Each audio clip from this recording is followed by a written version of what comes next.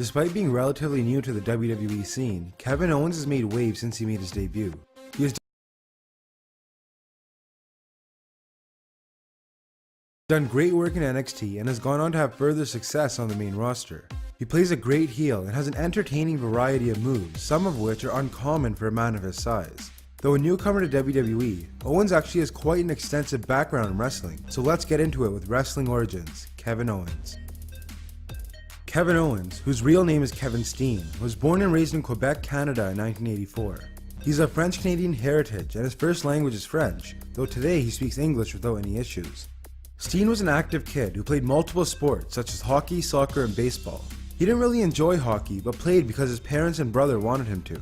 Kevin did enjoy soccer more, but at age 11 he suffered a serious shin injury and hasn't played again since. And baseball? He stopped playing because he kept missing Monday Night Raw. Interestingly enough, Steen wasn't a huge wrestling fan as a kid. When he was 11 years old, Steen's father rented a VHS tape of WrestleMania 11. At first, Kevin said he wasn't interested in watching it, but soon became enamored with the spectacle. His favorite superstar, Shawn Michaels, was facing Diesel. At this moment, Kevin Steen knew what he wanted to do. He wanted to become a wrestler. Fun fact, Steen learned English by listening to and mimicking what he heard on Raw. At the age of 14, Steen began to train under Serge Jardouin, pardon my pronunciation, a Quebec-based wrestler. The school, if you could call it that, was run out of an actual barn, but Steen didn't care, he just wanted to be trained. After about a month, however, the school was shut down after the barn collapsed on top of the ring. About a year later, Steen got back into training, this time under Jacques Rougeau. Though expensive, Steen's parents supported his dream and enrolled him in the wrestling school. Unfortunately for Steen, Jacques was known for having a not-so-nice personality, one that turned off a lot of people wrestling under him. However, Steen stuck with it for a few years, learning the basics and performing every couple months. It was here Kevin had his first pro match at the young age of 16. Steen was also trained by Terry Taylor, who he calls his main trainer. Even though he had some issues along the way, Steen got the training that he needed. By age 19, he was moving on to other independent Canadian promotions, most notably the Internet Wrestling Syndicate, or IWS. Here he would meet El Generico for the first time. For those unaware, El Generico was a past gimmick of current WWE superstar Sami Zayn. Even more interesting is the fact that this was the beginning of the long relationship between the two. Now, just like Dean Ambrose, who I covered in the previous video, Steen has competed in a ton of independent wrestling promotions over the years. This video would be insanely long if I covered them all, so I'll just cover the major ones in depth. Some of the smaller ones were UWA Hardcore Wrestling, Jersey All Pro, Gung Ho Wrestling, IWA Mid-South, and Westside Extreme Wrestling, to name a few.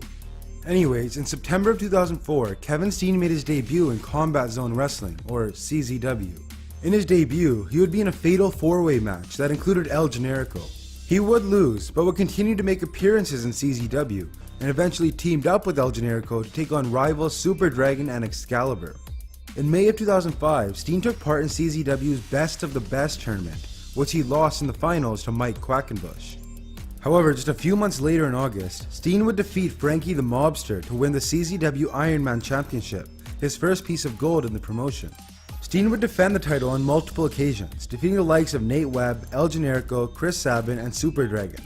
He would hold the title for 364 days, just one day shy of a year-long reign. In a weird turn of events, Steen lost it to a female wrestler named Lufisto, after which Steen left the promotion.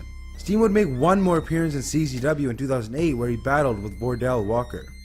While still a part of CZW in 2005, Steen began to branch out and started working for PWG, Pro Wrestling Guerrilla. Shortly after he started, Steen won the PWG Championship in August of 2005 when he defeated AJ Styles.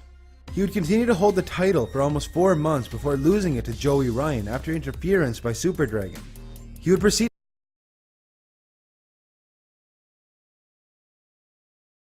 to feud with Dragon, but was defeated when it culminated in December of 2005.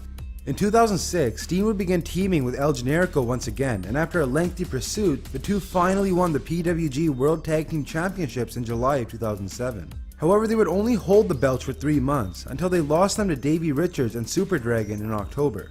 The very next night, Steen decided to team up with Pac, Adrian Neville, in order to regain his title, adding the stipulation that if he lost the match, he would leave PWG. Surprisingly, the pair lost, and Steen took a short hiatus from PWG. However, Steen would return in 2008 to team up once again with El Generico to win the titles, but eventually lost them and left PWG altogether in favor of Ring of Honor's better money and exposure. Though he had had a few matches there before, Steen didn't fully embrace Ring of Honor until 2007. Here, Steen and El Generico would pair up and have some decent success, but couldn't capture the titles. They would have a few chances and came close in a tournament in June 2008, but lost to the team of Jimmy Jacobs and Tyler Black. Steen would also get a title shot as a singles competitor against Nigel McGuinness at the company's debut show in Toronto, Canada, but Steen would lose. Fast forwarding to September of the same year, Steen and Generico would beat Tyler Black and Jimmy Jacobs to finally win the ROH World Tag Team titles. The duo would hold the belts until April of 2009, when they lost to the American Wolves. In December of that year, Steen made his infamous heel turn by attacking his longtime partner and friend El Generico. The two would go on to have a lengthy feud, both in tag team competition and singles, with both putting check marks in their respective win columns. Steen would at one point unmask Generico, which led to the insane stipulations of their final match of the feud in December of 2010. Steen put his ROH career on the line, while Generico put up his mask. In the end, Steen lost and was forced out of ROH. This was an uneasy decision for Steen, but he believed that putting over Generico like this would ultimately help his friend succeed. It also didn't help that Steen had an extremely poor relationship with Jim Cornette, which was rumored to be because of Steen being overweight and not looking the part of a wrestler. During his time away from Ring of Honor, Steen lost around 40 pounds to get in better shape, but as he was set to return, Cornette told him to wait another 6 months. This resulted in Steen being extremely unhappy and led to massive weight gain.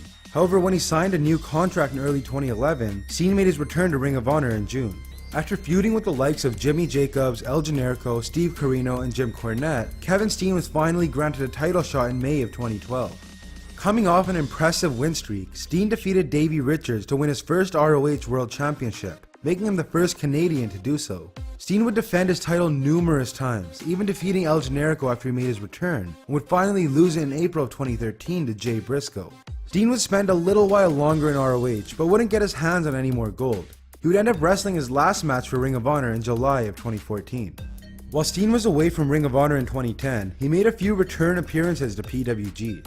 Here he would face off against Claudio Castagnoli, aka Antonio Cesaro, to win the PWG World Championship for the second time. He would, however, lose this title to El Generico in October of 2011 in a ladder match, but would win it back 6 months later. Steen would wrestle in PWG for another few years until his final match in July of 2014, where he was defeated by Trevor Lee. On August 12, 2014, WWE announced that Kevin Steen had signed with the company and would work in NXT. His new ring name, Kevin Owens, was a tribute to the late Owen Hart. Owens' promo videos highlighted his 14 years of wrestling experience and multiple feuds with current WWE and NXT superstars on the independent circuit.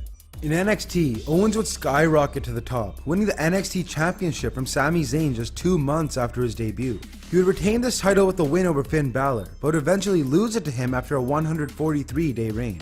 He would make another attempt at the title, but would lose to Balor in a ladder match. Owens was surprisingly called up to the main roster after being with NXT for approximately 6 months, where he responded to an open challenge set forth by John Cena. He would go on to cleanly beat Cena at the Elimination Chamber pay-per-view, though it wasn't for the US title. Owens would eventually get a title shot, but lost to Cena at Battleground.